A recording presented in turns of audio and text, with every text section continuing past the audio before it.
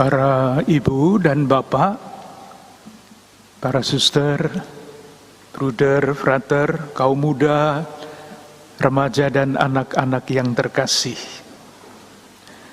Bersama-sama dengan semua yang bertugas dalam ibadah pada hari ini, bersama-sama dengan Panitia Paskah tahun 2024 ini, saya ingin mengucapkan selamat Paskah kepada para ibu dan bapak, para suster, bruder, kaum muda, remaja dan anak-anak, beserta seluruh keluarga dan komunitas.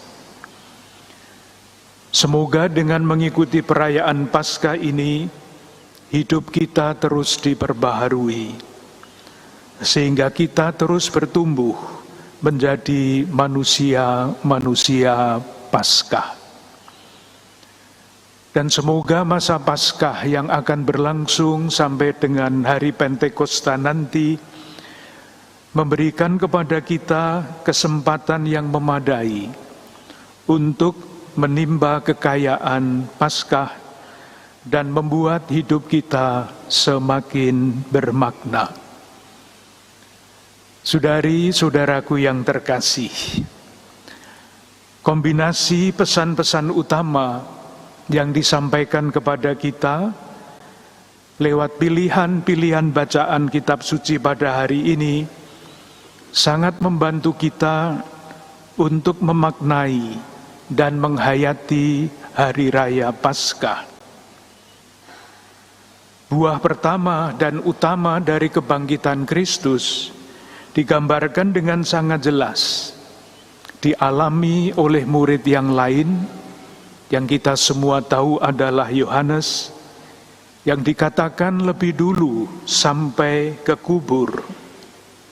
Dikatakan di dalam Injil, ia masuk, melihatnya dan percaya. Buah pertama dari Kristus yang bangkit adalah kepercayaan. Selanjutnya surat Rasul Paulus kepada jemaat di Kolose menyatakan bahwa buah kepercayaan itu adalah keyakinan bahwa kita semua dibangkitkan bersama-sama dengan Kristus. Artinya dalam surat yang sama Rasul Paulus mengatakan Kristus menjadi hidup kita. Pertanyaan yang muncul adalah Kristus macam apa yang akan kita biarkan hidup di dalam diri kita? Jawabannya antara lain kita temukan di dalam khotbah Petrus yang dibacakan di dalam bacaan yang pertama. Bunyinya begini: Yesus yang berkeliling sambil berbuat baik, karena Allah menyertai dia. Saudari-saudaraku yang terkasih, sangatlah penting diperhatikan pada lilin Paskah selalu ada tertulis tahun ketika Paskah itu dirayakan. Dan pada lilin Paskah ini pasti tertulis tahun 2024. Maksudnya, perayaan Paskah mesti mempunyai makna dan pesan yang aktual untuk tahun ini sekurang-kurangnya. Sementara berbuat baik yang dikatakan dan dilakukan oleh Yesus mempunyai makna yang sangat-sangat luas. Oleh karena itu kita bisa bertanya, perbuatan baik yang mana yang sungguh sangat perlu terus kita upayakan di tengah-tengah keluarga, di tengah-tengah gereja, di tengah-tengah masyarakat dan bangsa kita sekarang ini. Kita mencoba menjawabnya dengan singkat berdasarkan pewartaan Petrus yang tadi sudah dikutip.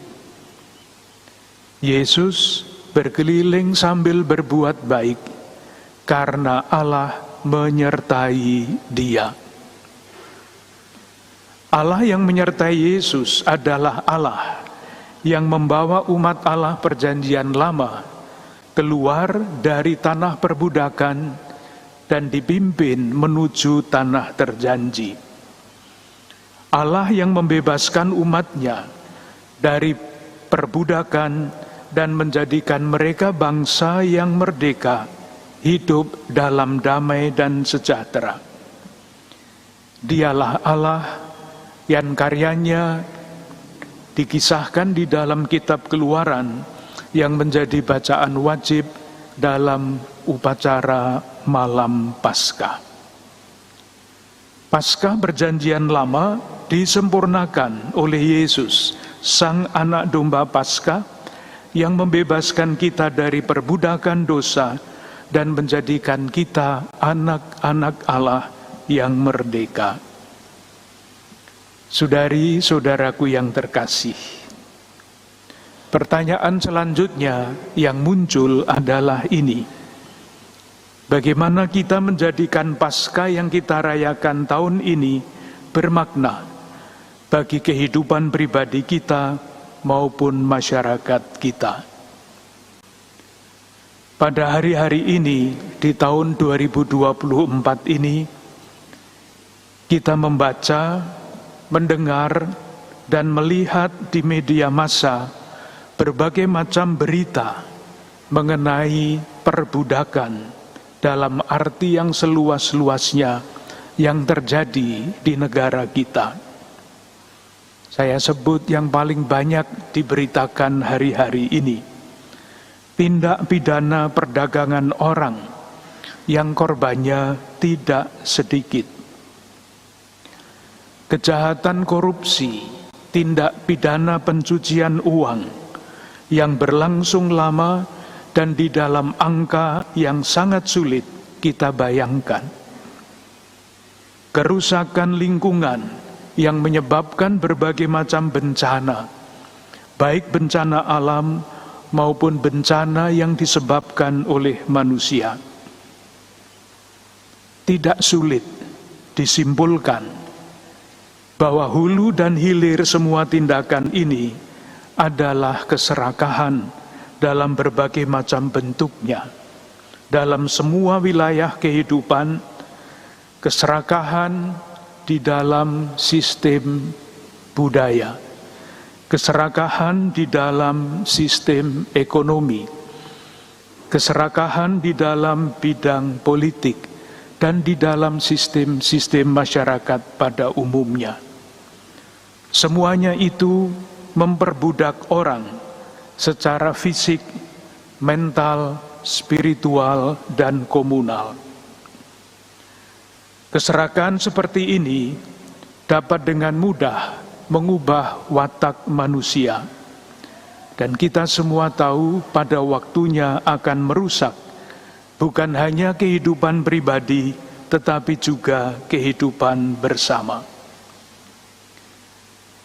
Ketika renungan saya sampai di sini, saya ingat akan satu dongeng mengenai 4 bersaudara yang bermaksud baik untuk menyejahterakan masyarakat, tetapi kemudian di tengah jalan maksud baik itu berubah. Ceritanya begini: 4 bersaudara itu berkumpul mencari jalan bagaimana mereka dapat membuat masyarakat mereka sejahtera. Sesudah diskusi panjang, mereka mengambil keputusan, mari kita belajar ke negara asing agar dapat menemukan ilmu yang dapat kita pakai bersama-sama untuk menyejahterakan masyarakat. Berangkatlah mereka ke negeri asing. Sesudah beberapa waktu mereka pulang dan berkumpul kembali, saling menceritakan ilmu apa yang mereka peroleh.